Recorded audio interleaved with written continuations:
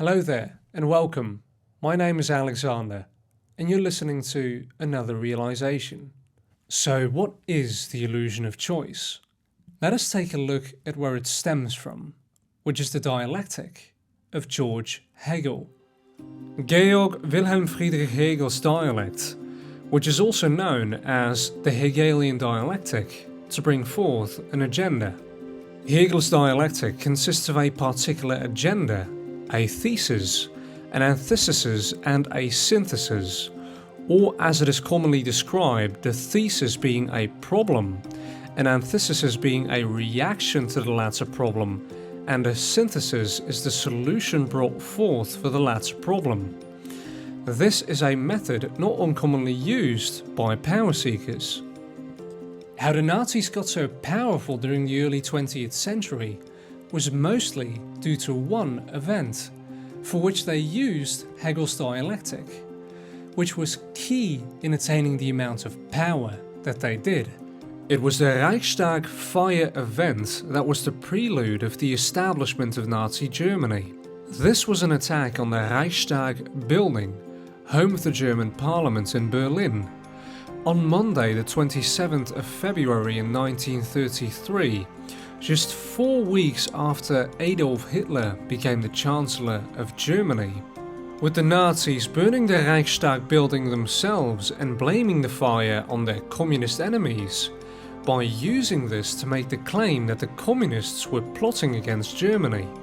Subsequently, the Reichstag fire decree was issued and led to the suspension of civil liberties, which includes the freedom of expression, freedom of the press, the right of free association and public assembly, the right to seek relief from unlawful detention, the secrecy of the post and telephone, which we all know were devoured during the reign of the Third Reich, and eventually the justification for the war on the communists. This very fire was pivotal in the establishment of the Nazi Party's hegemonic dominance. This method could be explained as follows. It is basically the framework for guiding our thoughts and actions into seeming conflicts that eventually lead to predetermined solutions. This is accomplished by manipulating consciousness into a circular pattern and action.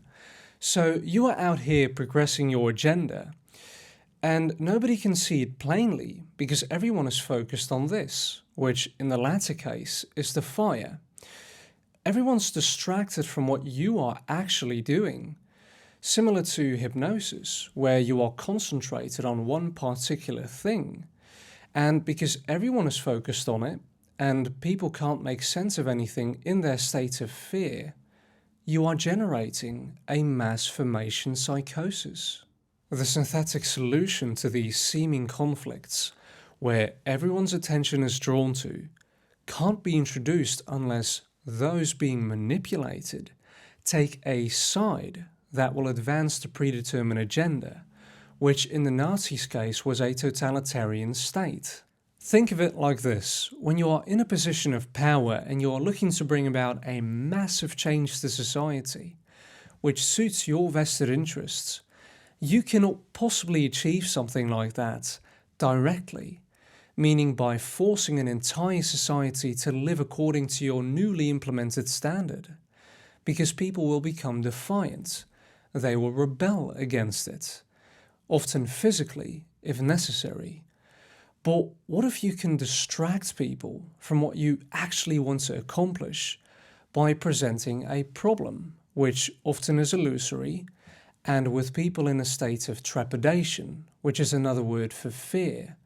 So having people react in fear, in panic, not able to think clearly and pragmatically, and looking for a solution elsewhere, because people are always looking for a solution from authority, which you will then present, which are your changes to society that you wanted. And you just present that as being necessary because of that problem that was also yours to begin with. The eventuality is always the same. You will get the outcome you wanted, which in this case is mass control over other people's lives. Now, this very method is still used today, although it is a bit different from then because the system is still hierarchical, but more compartmentalized, meaning there is more division into departments and categories, if you will, which all fall under the same hierarchy. When you're talking about hierarchies, things are always governed from higher up, and the lower you go, things become less personal and become more involved around decrees and following orders. So we are talking about general politics. So today they present to you a vaudeville show of a bunch of people called politicians, whom are the people that are posed as villains or heroes, depending on how you progress your plans for society. At one time you vote for this person because he or she promises this and the other. It ends up not being that way next time you vote for this person. And then it's the exact same story. Left, right, they just keep you going because the outcome is always antecedently determined, meaning it is decided beforehand, regardless of whom you choose.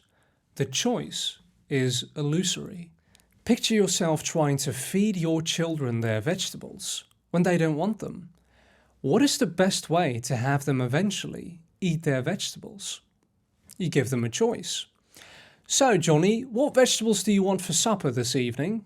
Sprouts, broccoli, or asparagus? Johnny thinks, oh, well, I have a choice now, don't I? Well, I'd like some asparagus, Mom or Dad.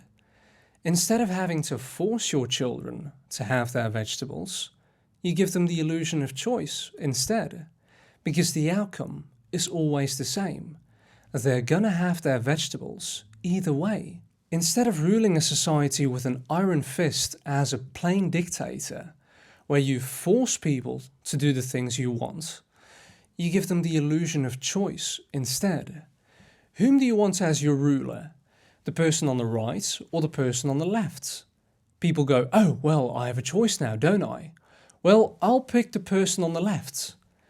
To give them the illusion that they have freedom of choice, when the outcome is always the same. Someone will rule over your life, and they will turn society into whatever they want it to be. And that is why we describe it as left-wing politics and right-wing politics, because they're both wings of the same bird that always flies towards the same destination every single time. In Dutch, the word for vote is stem. Stem in Dutch incidentally means voice, which in essence already translates itself to giving your voice away when you say, I give them my vote. The human voice, one of the most powerful instruments in the world, the voice with which you respond for yourself. Because voting is also the abdication of personal responsibility, your ability to respond, i.e. you are handing over your own power to someone else. And by doing so, you are acknowledging someone else's power over you. But in reality, there is no such thing as power over someone else, because we're all equal. We all have the same rights. But still, some erroneously believe that some people miraculously have more rights than others, which includes the illusory right to rule over someone else's life, telling you what you are allowed to do and not allowed to do by means of their own personal preferences, when I, for instance, can't do such a thing. Proposing solutions to problems in society by establishing new political parties that all should vote for is like rearranging the furniture on the deck of the Titanic, even though it will still head towards the same destination, which, if you've seen the Titanic, isn't a good one. People need to understand that you need to go beyond the realm of effects of already manifested realities. If you really want to change things, you need to approach the causal factors. You need to know why things are the way that they are. How can you change things for the better and forever if you don't know what makes them wrong or eventually become wrong in the first place? You need to be conscious of what you want to create. So how long will you let this tomfoolery actually go on? Stop with the voting.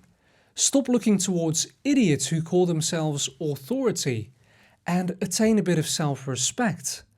The definition of the word self-respect lies within the very word itself. Re, as in again. Spect, spectate, as in to look at. Self-respect, to look at yourself again. So take a second and actually do that. You are worth so much more than this. Don't let another prat, whom you don't even know, dictate your life, even though they are eloquently telling you they will make it better. It doesn't mean they actually will. We have a myriad of precedents of this now. They never do, because it is never meant to be like that. Because no one is meant to rule over your life, because it is your life and not theirs. And for as long as people give their power away to a bunch of slow-witted idiots who somehow think they have the right to rule over other people, you will always get the same results. You will always get the same outcome. Chaos. So what are you waiting for? The cavalry ain't coming. The cavalry is you.